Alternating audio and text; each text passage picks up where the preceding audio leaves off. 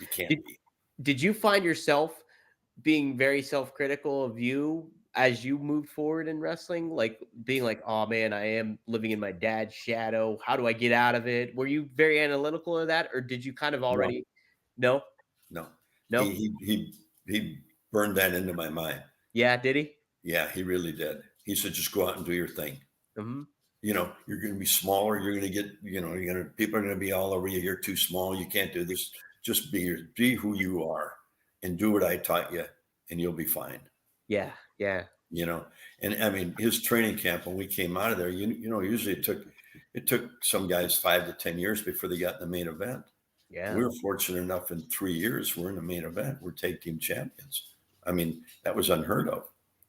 But we were surrounded. We were trained right, and we were surrounded with all this great talent.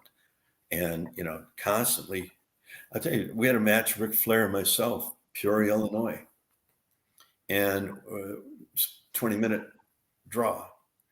2 minutes into the match, a body slam him, the ring breaks. Go Oh right yeah, down. that's right. Yep. Did I ever tell you that story? Yeah, you still Then I mentioned won't tell it again. that.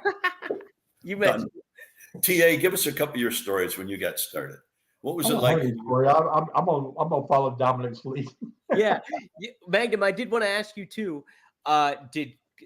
Did you kind of approach Cody about some of this stuff too, being like Dusty's kid, and have you had conversations with him about that? And as he grew up as a talent and tried to get further star power in the business, and what kind of advice did you give him, if so?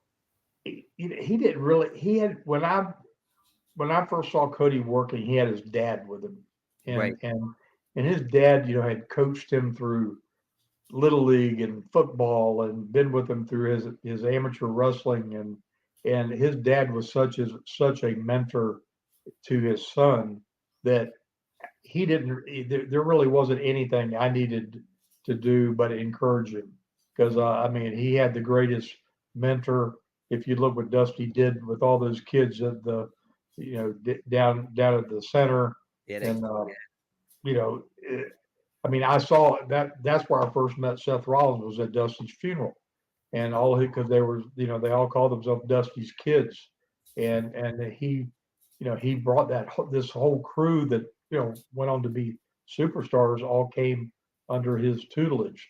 So Cody had that in his own house, and still got that same attention. So he didn't really need that from me. I was just very admiring of the fact that he was so passionate, and still had the humility and the right attitude.